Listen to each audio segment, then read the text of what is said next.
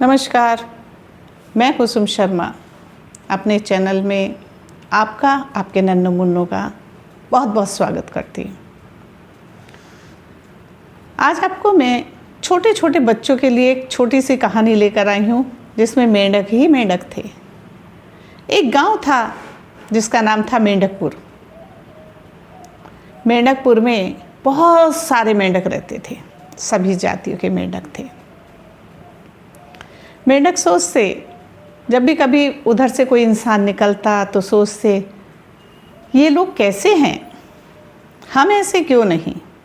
ये रंग बिरंगे कपड़े पहनते हैं, ये बसों में आते जाते हैं, ये पैदल चलते हैं, हम चलते हैं तो हम कूद कूद करके चलते हैं, और ये चलते हैं तो ये बड़ी अच्छी चाल चलते हैं। तो उस मेंढकपुर में जो बुज़ुर्ग मेंढक थे, यानी कि जो मोटे मोटे मेंढक हो गए थे, बहुत बड़े बड़े थे, उन्होंने कहा चलो भाई एक दिन मीटिंग करते हैं, सब मेंढकों को बुलाते हैं, जो इस गांव के नौजवान मेंढक हैं उनको बुलाते हैं। 8-10 बुज़ुर्ग मेंढकों ने मिलकर के नौजवान मेंढकों को बुलाया और कहा कि भाई हम चाहते हैं कि हमारे जो नौजवान मेंढक हैं वो बाहर जाएं, जैसे और लोग जाते हैं, जैसे इंसान जाते हैं। आप लोग भी पढ़ें, रंग बिरंगे कपड़े पहनें, थोड़ी सी शिक्षा लेकर आएं, अपने मेंढकपुर का विकास करें। नौजवान मेंढक बोले ठीक है, कोशिश करके देखते हैं। उन्हीं मेंढकों में एक डब्लू नाम का मेंढक था जो बहुत चालाक था। सबके सामने बोला मैं सबसे पहले शहर जाऊंगा और वहाँ पर मैं अच्छी शिक्षा प्राप्त करूंगा, आप लोग मिलकर के मेरा खर्च उठाइए। मेंढक बोले हम तैयार हैं। डब्लू शहर की तरफ चला गया और शहर में जाकर के डब्लू ने पढ़ाई शुरू की। मेंढकों के स्कूल में उसका भी एडमिशन हो गया। वो बहुत अच्छे से पढ़ने लगा। कुछ समय के बाद एक दिन डब्लू स्कूटर पे बैठ करके, कैप लगा करके, चश्मा लगा करके, सूट बूट टाई जेंटलमैन बन करके अपने स्कूटर पे बैठ करके मेंढकपुर आया। और उसने जब वो वहाँ आया तो गांव के सारे मेंढक उसको देखने लगे, कहने लगे अरे तुम कौन हो भाई। उसने कहा भाई मैं तो डब्लू हूँ जिसको आप लोगों ने मुझे पढ़ने के लिए भेजा था। तो कहने लगे अच्छा तुम तो बड़े सुंदर दिख रहे हो, बड़े स्मार्ट लग रहे हो। जैसे ही डब्लू अपने स्कूटर से उतरा तो उसके पीछे एक मेंढकी और बैठी थी, गोरी चिट्टी मेंढकी।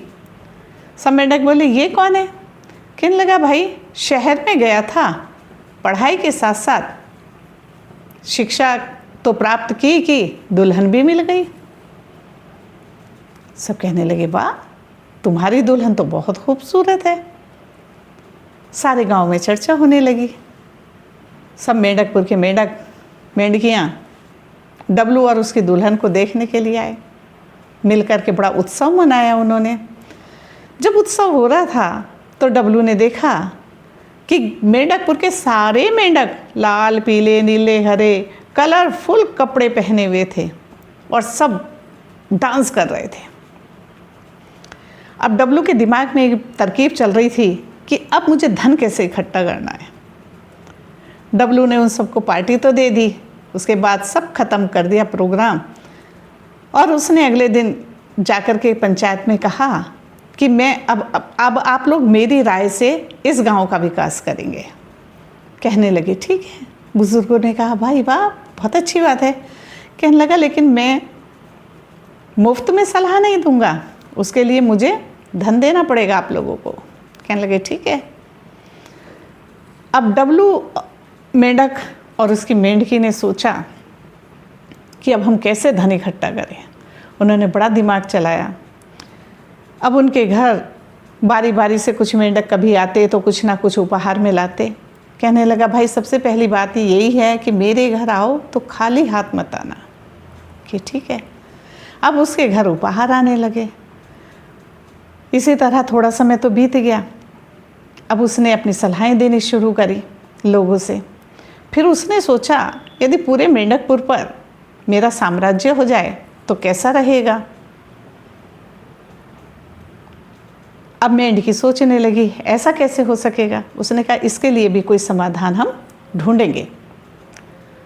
अब डब्लू मेंढक रात दिन सोच में लग गया और सर्च करने लगा कि अब किस तरह से मैं अपना साम्राज्य स्थापित करूंगा। बार बार वो बाहर जाता और खोज में जाता तो उसे एक दिन एक सांप मिल गया। उसने उससे कहा भाई यदि मैं तुम्हें तुम्हारा आहार दूं ला करके तो तुम मुझे क्या दोगे। सांप ने कहा जो तुम मांगोगे, मैं अपना खजाना तुम्हें दूंगा। उसने कहा ठीक है। डब्लू मेंढकपुर गया और उसने वहाँ के लोगों से कहना शुरू किया कि चलो अब मैं तुम्हें बारी बारी से शहर छोड़ करके आऊँगा, वहाँ तुम लोग कुछ नौकरी करना। मैंने एक कंपनी खोल दी है और उस कंपनी में तुम सबको नौकरी दूंगा। सब बड़े खुश थे कि भाई डब्लू तो बहुत अच्छा कर रहा है, डब्लू तो बड़ा होशियार हो गया।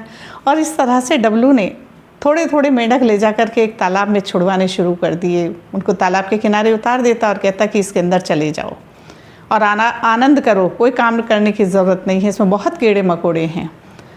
अब सब मेंढक अंदर चले जाते। अंदर उसी पेड़ वहीं पर तालाब के पास वो सांप भी रहता था। जब मेंढक बाहर आते तो सांप खा जाता उनको। डब्लू ने मेंढकपुर के सभी मेंढकों को निकाल करके धीरे धीरे सांप के पेट में पहुंचा दिया। अब सांप बड़ा ताकतवर बन गया। उसने सोचा कि अब आहार ख़त्म हो गया। डब्लू ने कहा एक दिन आकर के कि नागराज अपना खजाना मुझे दीजिए क्योंकि मैंने सारा खजाना तुमको दे दिया है। नागराज ने कहा लेकिन अभी खजाना बाकी है कि क्या। इतना कह कर के नागराज ने उस डब्लू को भी खा लिया। तो इसी को कहते हैं कि ज़्यादा अक्लमंदी कभी कभी बहुत भारी पड़ती है। यदि डब्लू सबके साथ अच्छाई से काम करता तो खुद बुराई का शिकार नहीं होता। उसने सारे मेंढकों का अंत किया, आखिर में उसका भी अंत हो गया।